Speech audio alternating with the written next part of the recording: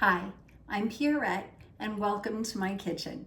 Today we did pork two ways. So the first way was barbecue pulled pork, which is in the crock pot, and that's a separate video.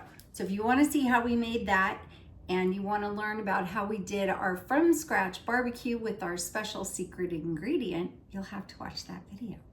But we have the other half of that great big pork roast, which is called either a pork shoulder or a pork butt. And we are going to cut this up now and turn this into Chili Verde. So the first thing I'm gonna do, there's a pretty good sized fat cap on this. Before I start though, let me explain. This knife, I always use this knife when I'm dealing with raw meat and trying to get it away from the bone or trying to cut thin sections. It has a little bit of a flex to it, almost like a fillet knife, but not quite that flexible. And it works really well for exactly what I'm doing, just kind of trimming away extra fat or trying to get the meat away from the bone. And with what we're doing, it doesn't have to be perfect because it's okay if there's a little fat for one thing, and for two, the bone is gonna go right in the pot with the Chili Verde because it's gonna give it great flavor. So if we don't get all the meat off of the bone, that's fine. We're just trying to get away some of this extra fat. And I'm just gonna cut down into the roast and release this whole chunk of fat, okay? The next step is to get the rest of it off the bone. So I don't know if you can see that bone there, right along here.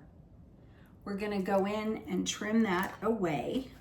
So we have to trim along the bone. I already took off 1/2 of it to use the pork that we used in our barbecue pork. So now we're gonna cut away from the bone in the other direction. And this bone is kind of strange. It curves around, it's kind of loopy. You're just gonna have to kind of take little baby steps, keep your fingers out of the way, and trim away. And unfortunately, you do need to cut it away from the bone because we need to be able to sear these pieces of meat. And you also need to be able to cut it up into smaller chunks because we want all of those smaller chunks to have sear on them individually. That's how we get all that flavor in our Chili Verde. So, kind of scooped that part of the bone out, you see that? And now I'm gonna start along this edge. And if you apply pressure towards the bone, your knife will kind of guide you what direction you need to go.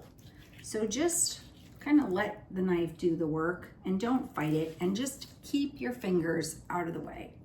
The last thing you want to do is have Chili Verde with finger stumps. I don't know if you can see how we're just kind of sawing away at it little by little. And then when you get to the end right here, I'm just going to keep cutting until the bone has been separated.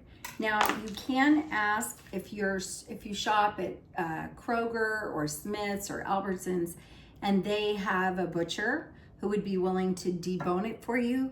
You can do that. You can buy it without the bone, but you are gonna pay more money for that. So just know that if you don't mind a little bit of sweat equity, then you have a lot more money left in your account to buy a bigger roast, I guess. The other option is that they sell this same roast already cut up into strips, and these are called country style pork ribs, and they do it's the exact same cut of meat. They've already removed the meat from the bone for you, and if you don't want to mess with this, you can easily just buy the pieces already cut and chop this up. Put it in pieces, and that's gonna go in our bowl, and then we are going to put this on the cooktop and brown it. Get a nice sear on all sides. at least 2 of the sides. And then we'll turn the heat down and let it simmer for several hours until it's nice and soft. This is not a tender cut of meat, so cooking it low and slow is definitely the way to go. These country pork ribs cut up really easily. Now this one, a little bone got away. There's a chunk of bone in here. So you can either cut that off or leave it in there and cook it with your food. I'm gonna leave it with my food because eventually the meat will fall off the bone, and it'll also, that bone and the marrow will give our food a lot of flavor. I'm gonna take a second and wash my hands and my knife and my cutting board, because we've been dealing with raw meat, and anytime you're dealing with raw meat, raw fish, poultry, you always want to wash your hands after every step that you do so that you're not contaminating the rest of your kitchen with any of the germs that could be in that meat. So hold tight. I've heated up our pot a little bit. This is just a stainless steel pot with a thick bottom, about a 1/2 inch thick stainless steel bottom. These are very expensive to buy from Sur La Table or Williams-Sonoma, but a lot of times you can find them at Goodwill or Salvation Army inexpensively. This one happens to be my mom's from when I was a little girl, so I've kept this all these years. And I'm just gonna add a little bit of avocado oil to this. You can use avocado oil or olive oil, but something that can handle a little bit of a high heat. I'm just gonna drop my pieces of meat in, and we always love that sizzle. The more dry your meat, the better the sear. So do not rinse it, because if you rinse it, it will not only splatter way too much oil, you won't get that sear that you're looking for. It will sear your meat instead. And you want to get a sear on it because that helps to develop the flavor. So always make sure that if your pan doesn't leave you room, or if your pot doesn't leave you room to put all the pieces individually with a little bit of spacing around them, about 1/4 of an inch, it's okay to cook the meat in 2 or even 3 batches. What is important is that you don't have the meat pushed together so tightly that there's no space in between them, okay?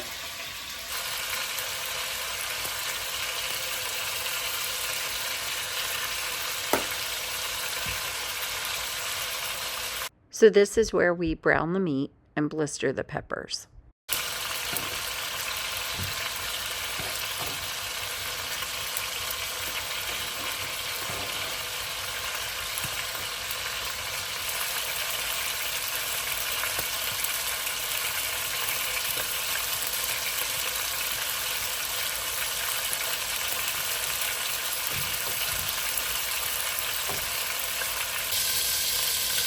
We are grilling the last round of meat and the last pepper. I did do some red bell peppers because I love how smoky sweet they are once they're kind of burnt like this. So I'll show you what to do next, but we're getting ready. I'm going to turn this flame down, and we're going to take all of our pork and add it back into our pot.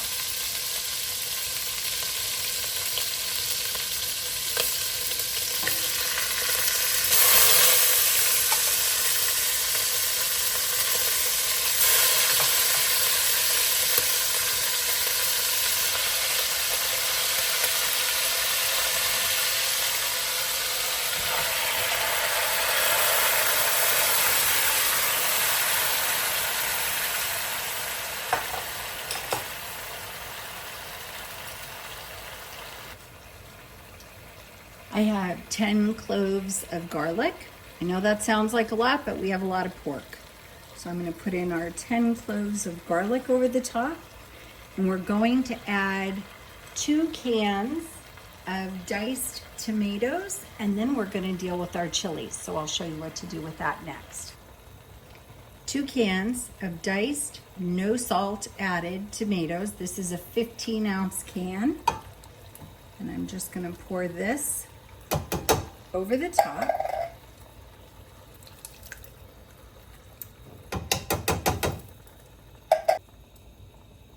And now we're going to handle our chili peppers. This step is critical. So as I've been cooking blistering my peppers, I've been putting them in this bag. And what that does is it softens the skins so that they slough right off, just like you are using a loofah. It takes off all the dead burnt skin.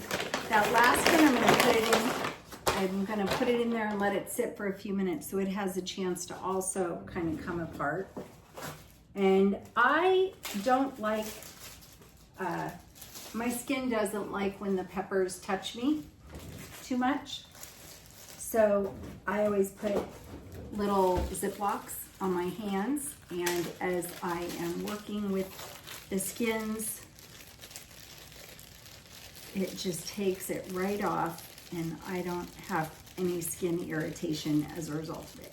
I know it's another layer of complication, but if you take a paper towel, so we're gonna go through and do this with all of our peppers. And these were our pasillo peppers. These are very large. I couldn't find any green chilies, the mild green chilies, but I looked these up on that spice meter, the Schofield meter. Jalapenos were rated at 2,500 to 8,000, and these were around 1,000 to 1,500. So I think they're going to do the job that the mild green chilies would have done. Give our Chili Verde a little hint of spice without too much. So again, roasted jalapeno. So what I'm gonna do next is take these and cut them up. Now, if you want to keep the seeds in, you can. It will make it a little bit spicier. I'm not gonna do that. Some of us in this house like spicy, and some of them who shall remain nameless, like my husband, don't care for spicy stuff as much. So I'm gonna pull this out by the core and scrape out the seeds. And I can always go in and take these seeds and add some of the seeds to the Chili Verde if I do want more spice. This way it's you can add your own spice, but you're not bleeding internally if you don't want to be. Pop off the end of the pepper. Tear it down the side, opens right up. And then I'm gonna kind of turn it inside out and just pull the seeds right off of the pepper. Now, when you're working with peppers, I just want to remind you that you don't want to rub your eyes, and you definitely don't want to get this anywhere near your eyes or, you know, your children. If you have small kids, just be very careful that you're not exposing them to any of this stuff, because, you know, pepper spray is made from peppers for a reason. It's very hot. But see how effortlessly the skin comes off of these? They just wipe clean. And that is from some rest inside of that big brown paper bag. So after all that, I think it's safe to give these a rough chop. And then they're gonna go into our Chili Verde.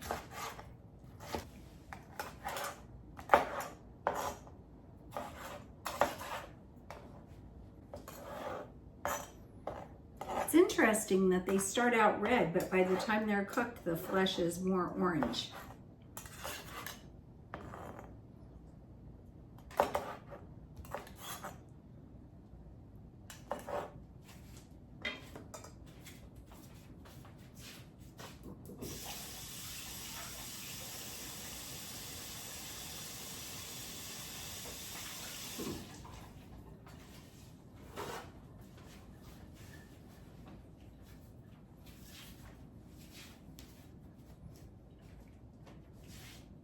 I do have one more pepper to do, one more red pepper.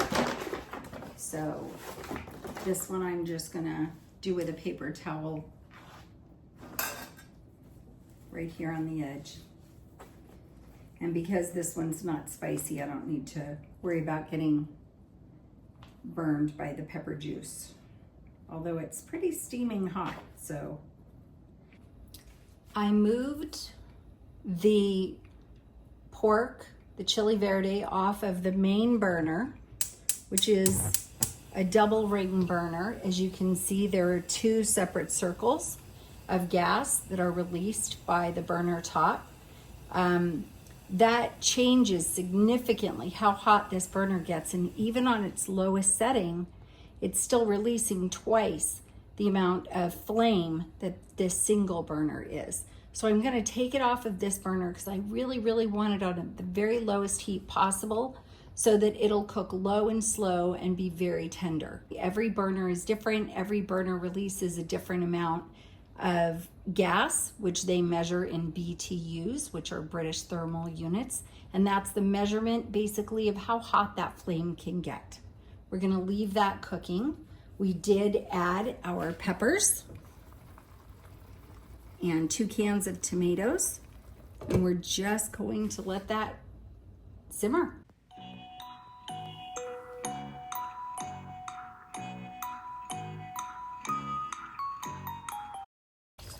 This is the Chili Verde that we started about 3 hours ago, 3.5 hours ago. All of our chunks are starting to just soften up beautifully. I have a half a jar of cold water and a heaping tablespoon of flour that I just shook up, and I'm going to add it slowly to my Chili Verde just to thicken it up a little bit because I want it to be a little thicker. I want the sauce to be a little thicker. So I'm just gonna pour this in here. It turns white when you first pour it in, but the sauce will turn clear again.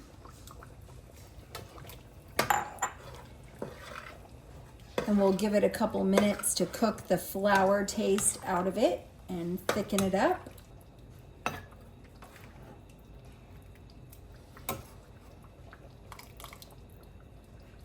I'm gonna put the lid on it and just turn it off and let it rest for a little bit. And that should do what we want for the rest of the cooking. I'm not going to tear it apart any more than it already is because I want those big chunks. I let this sit overnight so that the fat would come to the surface, and then you can just scrape the fat off very easily and get rid of it so that your Chili Verde is a little bit less fatty, because this particular cut of meat is quite fatty, and if you don't skim the fat off of it, it ends up pretty fat laden. I was able to skim off 2 to 3 tablespoons of pure fat. I'm going to warm up the Chili Verde now, and I will make an omelet to serve it on. We are ready for the big finale with our Chili Verde.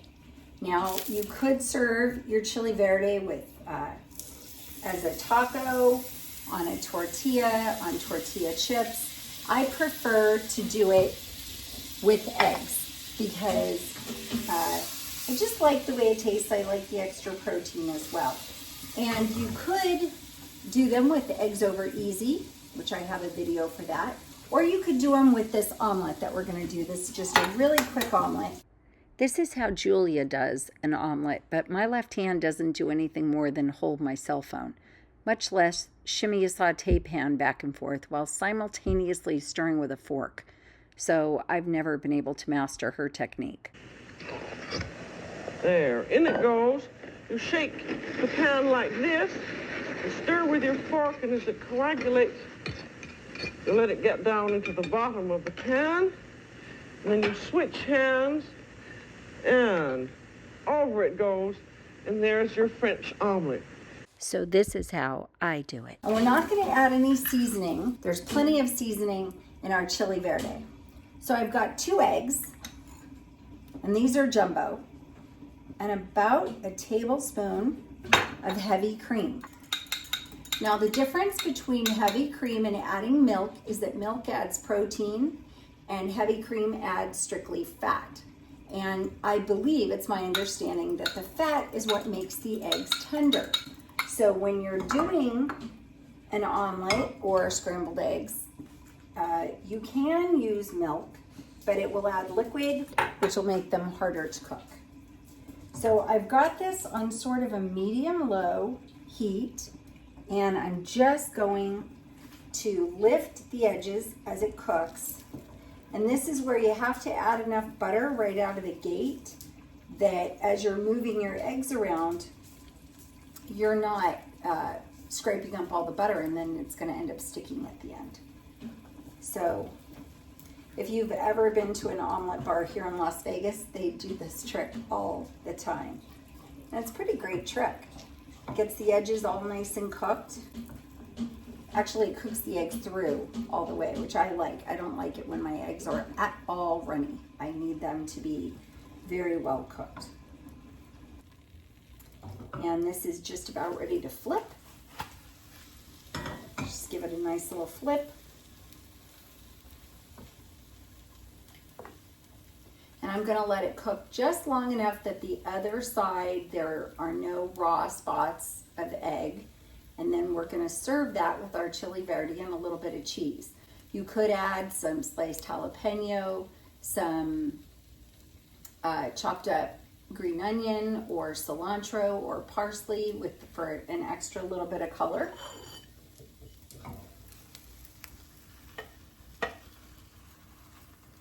Let your omelet kind of shimmy out of the pan, and then just as you get to the end, just give it a little flip. And then we're going to take our Chili Verde and a couple of big scoops right across the top.